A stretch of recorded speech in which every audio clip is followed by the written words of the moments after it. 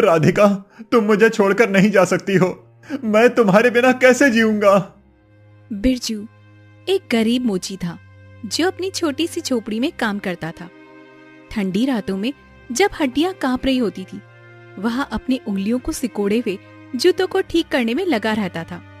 राधिका जो उसकी पत्नी थी और उसकी बेटी खुशी दोनों ठंड से सिकुड़ती, लेकिन बिरजू ने कभी भी अपनी तकलीफों का जिक्र नहीं किया। सुबह का समय बिरजू अपनी झोपड़ी से बाहर निकलता है। हाथ में कुछ बने हुए चप्पल और एक पुराना थैला पकड़े वह धीरे धीरे बाजार की ओर बढ़ता है। चप्पल ले लो, चप्पल। बिरजू के हाथ की मजबूत चप्पल, ठंडी सहने वाली टिकाऊ और सस्ती चप्पल। चप्पल ले लो, चप्पल। कितने की है ये चप्पल? सिर्फ 100 रुपए भाई साहब। ये तो बहुत महंगी है। 50 में देना है तो दो, वरना रहने दो। भाई साहब, इसमें 80 रुपए की तो मेरी लागत ही है।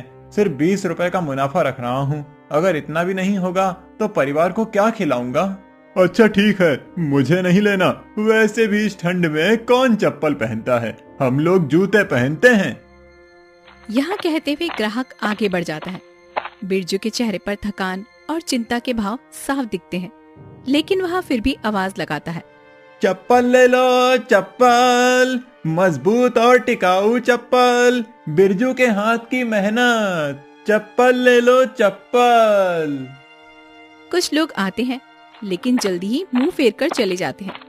एक व्यक्ति पास आता है और बिरजू को नजरअंदाज करते हुए कहता है, हमें कोई जरूरत नहीं है और ठंड भी ज्यादा बढ़ गई है। ऐसे में हम लोग जूते पहनते हैं, चप्पल नहीं। लेकिन भाई, ये चप्पल बिल्कुल नए हैं। देखो, ये ठंड से बचाएंगे। क्या ये ठंड में चप्पल पहनने से कोई फायदा होगा? ठंड तो फिर भी उंगलियों में लगेगी, इसीलिए हम सबको चप्पल नहीं चाहिए। ठीक है, कोई बात नहीं। फिर बिरजू अपने हाथ में चप्पल पकड़कर मायूस मन से घर लौटता है। कल फिर से कोशिश करूंगा। उम्मीद पर दुनिया कायम है। क्या हुआ जी, कुछ लेकर नहीं आए हो? आज भी खाली हाथ ही क्यों लौट आए? आज एक भी चप्पल नहीं बिका क्या? हुआ तो कुछ नहीं, बस कोई नहीं रुका। ठंड इतनी बढ़ गई थी कि लोग जल्दी जल्दी घर लौट गए। एक भी चप्पल नहीं बिकी। अब क्या करेंगे? घर में राशन भी खत्म हो गई है। कल फिर से कोशिश करूंगा। जब तक तुम्हारे चेहरे पर मुस्कान ना हो, तब तक मैं नहीं रुकूंगा। अब और कितने दिनों तक इसी तरह इंतजार करोगे? वह अभी बात कर ही रहे थे, तभी उनकी बेटी वहां पर आई।